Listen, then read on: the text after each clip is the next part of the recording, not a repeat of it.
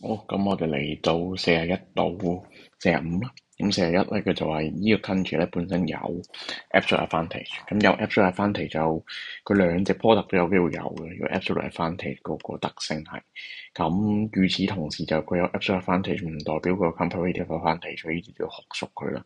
咁同埋 absolute advantage 咧，大家如果仲記得嘅話咧，我俾個例子大家，如果大家個 output，譬如我做 rice 同埋做 chips，即係做晶片同埋做米啊。咁8粒，跟住然後做10，跟住然後做呢度10，呢度8嘅話咧，咁其實你係 country 與 country 之間同一隻 good 去比，而唔係你依隻 good 同另一隻 good 去比。咁所以如果頭先叫 absolute advantage in producing rice 嘅話咧，B 就應該有嘅。即係如果我依度 assume 埋嗰啲同一個起跑線啦，個 resources，但大家都一隻 resources 可以做到咁樣。咁如果你畫個 C 嘅話咧，就係即係做 trips 嘅話咧，就係country A 就有啦。咁所以記住係唔同國家比嘅。咁所以佢 A 呢度咧就唔係太啱。如果你睇個 definition，佢就話咧 country can produce a greater amount of good X than another good，即係佢咁樣比，佢打橫比，咁就唔啱。咁跟住然後佢話 the country has a comparative advantage in producing good X。頭先我都講過啦，有 absolute advantage 未必有 comparative advantage，而一個國家有機會兩個嘅 absolute advantage 佢都有齊晒嘅，喺兩隻 product 嗰度。咁然後跟住佢就話 the country has an absolute disadvantage in producing another good，呢個都唔係啦，因為呢個唔係非黑即白嘅，頭先都講過啦，兩邊 product 佢都可以有一個叫做 absolute advantage。咁所以答案咧就輪到去 D 嘅睇法。咁就 the country may import good X from the international market。咁呢度講緊就話，即係佢就算有 absolute advantage 都好啦，佢未必有comparative advantage in producing good X，所以佢 import 咯。咁所以就 D 仔。咁跟住然後到42啊，就玩一啲叫做聯繫匯率咧。咁呢度睇你熟唔熟書。咁聯繫匯率咧，其實香港的而且確嗰個monetary base 咧係要 back by 個 US assets 嘅，可能係美國債券啊或者美金啊咁樣，就係 MB 咯。monetary base 即係 M0，M0 咧就即係個 CP 啦，即係cash held by public 再加嗰個 R，OK 銀行個 reserve，咁就並不是 M1，咁呢度錯咗 definition。跟住然後話個 market rate 即係 set 死咗1對798，就不是 market 係自由流動，只不過金管局係會喺背後再 regulate 成件事。如果佢逼近啲強方保證，佢就去賣港幣；如果弱方保證，佢就會買港幣咁樣嘅啫。咁佢唔係特登 fix 死佢嘅。OK，咁B 都唔啱。跟住然後到 C 啦，如果美金升值啦，美金升值咧，我哋都會升值噶啦，因為個鬧升咧，我哋都會跟住佢升嘅。咁然後我哋買人哋啲嘢平咗咧，咁有機會會令到 import volume increase 啦。咁 C 就係正路啲嘅。咁跟手然後到 D 咧，佢話美國政府如果係有一個叫做 BOP 嘅 current account deficit 咧，香港都會有啊。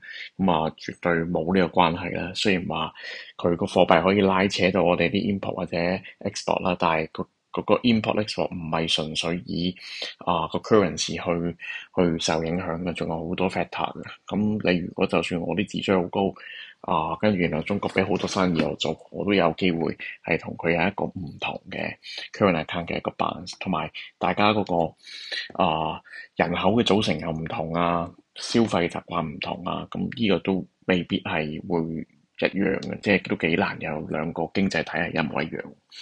咁跟住然後到43啦，43就話呢個教授咧已經喺香港 work for 10年咧，咁我哋應該就當佢係埋我哋 resident 嘅，所以佢喺本地度俾錢佢個 wife 咧，應該就唔會入去 BOP。OK，BOP 因為係要國際嘅 info 或者 outflow 啦。咁跟住然後咧，佢 buy shares listed in US 的而且確入 BOP，咁但是咧係入一個叫 capital account。咁 capital 係包咗去買人啲股票啊，買人啲房產啊，買人啲債券啊咁樣。咁但是就唔係 current account balance，所以咧呢度1、2咧都好好啦，俾晒你錯晒咧，咁肯定係3、4咁跌走啦。考試嘅時候，咁佢3咧佢就話 donate 咗一啲money 去 Africa 啦。咁去 Africa 呢個就net current transfer 就喺個 current account 裏邊流走啦，負 balance。咁但係依家佢要係 calculation 噶嘛，佢唔係要你 include 啊嘛，直頭。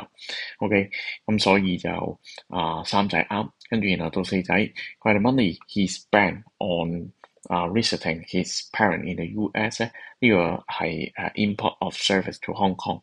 流走錢亦都係 current account 流走，咁所以就係 D 仔。咁跟手，然後再叫你計多條 BOP 啦。咁呢度咧心算都 OK 嘅啦。如果佢問你個 current account 咧，應該就包齊晒1、2、3、4 OK。咁你咪加晒佢咯。負1200加700就負500，負500加翻200，負300，負300再負埋呢個100咧，啱啱好就負4嚿。負4嚿咧真係有一個 current account deficit。然後到2咧，佢就話個 GDP 細過個 GMP， 呢個都成日咁考啦。因為 net income from abroad 係正數，都係寫翻條式出嚟啦。GDP 再加 net income from abroad，OK 就等於 GMP，OK。咁呢個係200嚟嘅，咁即係話 GDP 咧係會少過 GMP，咁2仔都啱埋。最後睇埋3仔啦，3仔咧呢度自己小心啦。考評局寫 increase in reserve assets， 即係個政府嘅財政儲備係增加咗。OK， 增加咗咧，只有 BOP service 先至增加。咁就1、2、3 OK。咁點解增加會係BOP surplus 咧？個原因就係因為如果你人哋買你啲嘢多過你買人哋啲嘢咧，人哋係要換翻你啲紙，即係譬如換港紙。咁港府咧就會去買人哋嗰啲資產而換啲港紙俾啲鬼佬，咁所以佢嘅資產就會多咗咯。咁所以呢個你自己要認知到噶 BOP 成日考慮過，如果你唔識咧，精讀課程都會幫到你噶 BOP。咁就45咧，佢就話supply curve of a certain good is upward-sloping in the small open economy。咁佢就話有啲乜嘢 differences between quota 同埋 tariff 我都成日教同學呢樣嘢噶啦。咁 tariff 咧最緊要就係政府好 concern 嘅就係佢可以收到關稅收益咯。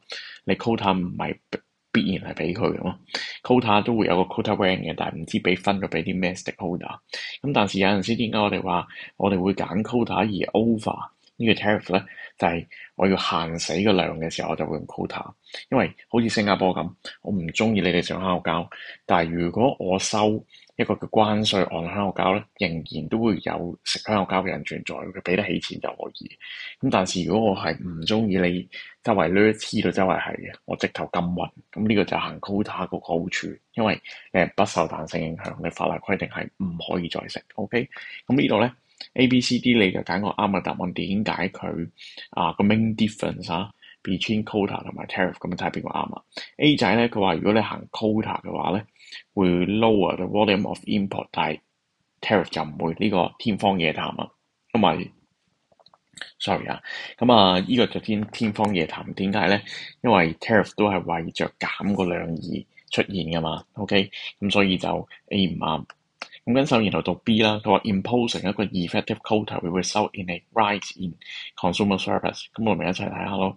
如果你係有 quota 嘅話咧，當其時如果原本係有個咁嘅 international trade 嘅 supply 啦，咁跟手如果你有你呢個就係嗰個 quota 啦，咁你會拉多條線上去啦，即係教大家畫下啦。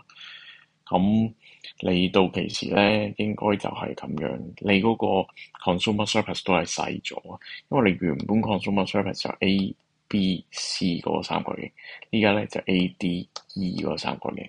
咁所以佢唔似係會 rise 嗰個即係 raise 嗰個叫做consumer surplus 咯。